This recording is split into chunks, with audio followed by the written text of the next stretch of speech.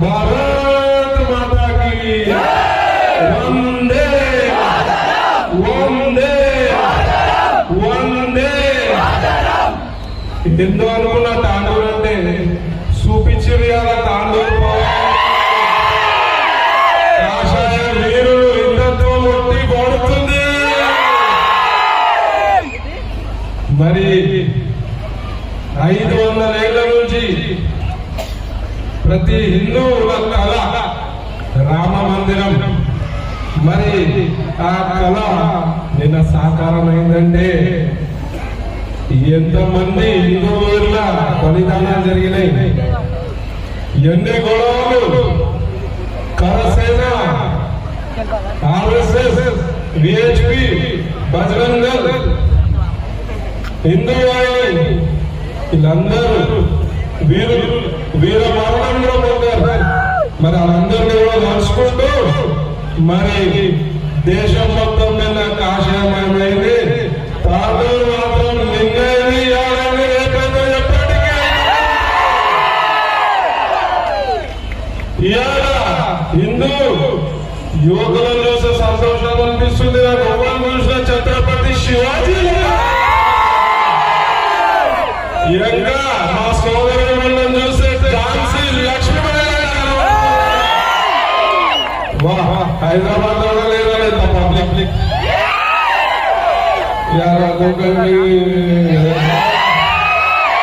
ఎక్కువ చెప్తే పోలీసు వాళ్ళకి ఇబ్బంది భయం తెలుసు. వాళ్ళ తెలుసు వీడియోస్ అన్ని నిఘా పెడతారు. ఏం మాట్లాడతారా అని చెప్పి ఓ వయసుగా తింటే కదా పెద్ద పరమాడి. 500 ఏళ్ళు పట్టింది మన గుడి కట్టడానికి. ఇవాళ సంతోషం ఎంతైతుందో నాకు బాధ కూడా ఎంతైతుంది. మోదీ గారు ఛత్రపతి శివాజీ లెక్క వస్తే 500 ఏళ్ళు అయింది గుడి కట్టలేదు. ఐకమత్యంతో ఉన్నామా? లేము. హిందువులపై దాడులు జరుగుతూనే ఉన్నాయి, హిందూ దేవాలపై దాడులు జరుగుతూనే ఉన్నాయి, గోవుపై దాడి జరుగుతున్నది. మరి ఎంతమంది స్పందిస్తున్నారు? మనస్సాక్షికి తెలుసుకోవాలి. ఇవాళ వచ్చినమా, మాట్లాడినామా, గుళ్ళ పూజలు చేసినామా, నా కుటుంబం బాగుంటే సాగు, నా గోవు ఏమైతే ఏంది, నా గుడి తిట్టినోడు ఏమైపోయింది, నా దేవుడు తిట్టినోడు ఏమైపోయింది అనుకునేటట్టు వేరే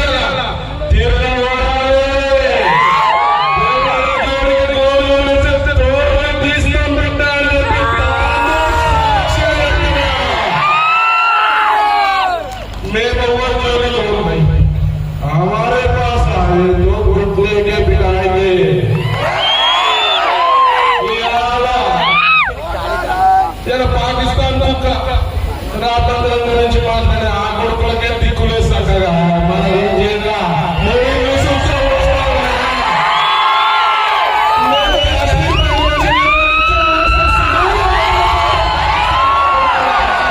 మీరు మాట్లాడతారా? ఇలా చైనా నా కొడుకులకి చూసొచ్చా,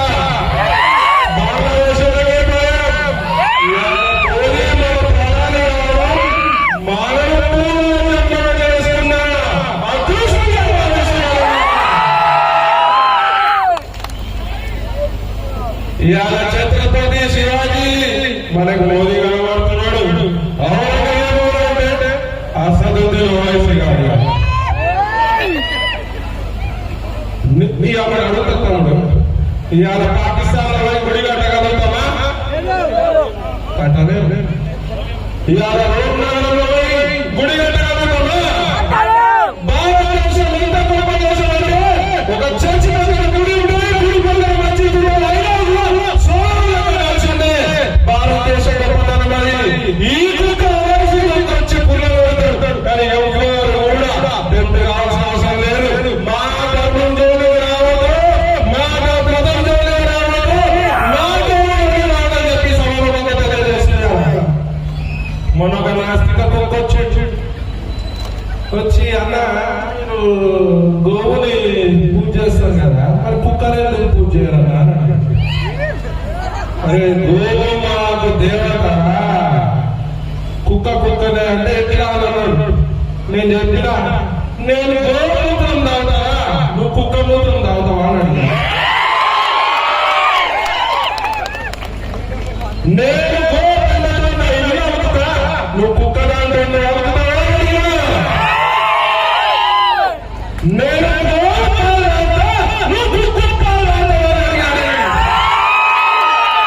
మొత్తం నేను నా కొడుకుకి ఇవాళ గోవులు రక్షించాల్సిన బాధ్యత ప్రతి ఒక్క పౌరుడిపై హిందువులపై మరి అలా గోవు మనుగడ ఉంటేనే మన హిందుత్వం ఉంటుంది, మన మనుగడ ఉంటుంది అలా. అవునా కదా? మరి గో రక్షణ గురించి వీళ్ళు పెద్ద మనుషులు వేణుగోపాల్ రెడ్డి గారు మరి మా సోదరులందరూ కూడా కష్టపడతారు.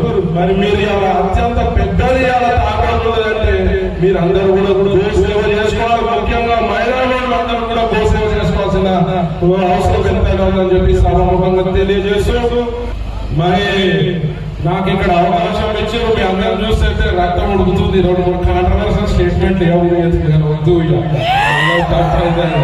ముందే నాకు కొన్ని కండిషన్స్ పెట్టారు. మరి గవర్నమెంట్ వచ్చింది రాగానే మళ్ళీ గవర్నమెంట్ పంచాయతీ పెట్టిన వారు ఆయన అడుగుతారు.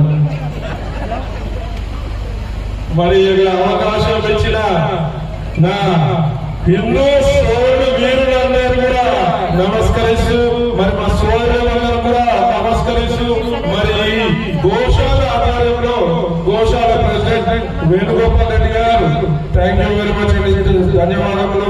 మరి సెక్రటరీ ఓం ప్రకాష్ సుబాని గారు ధన్యవాదాలు, విజయ్ గారు, మరి మిగతా గోశాల మెంబర్లు, మరి మా ముఖ్యంగా మా తమ్ముళ్ళు మా వారం నుంచి నిద్రపోలు ఇస్తున్నాడు, 2 రూపాయలు ఇస్తున్నాడు. అన్న ఎప్పుడు వస్తున్నావు ఇప్పుడు 9 గంటలకు స్టేజ్ ఎక్కి 4 గంటలకు పడుకోవచ్చు.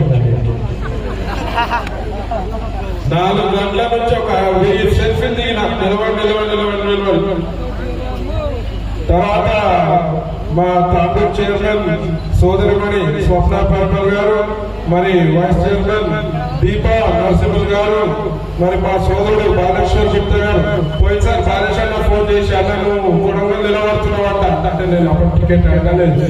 మా తాండూరు అన్న నువ్వు గెలుస్తావని చెప్పినాడు.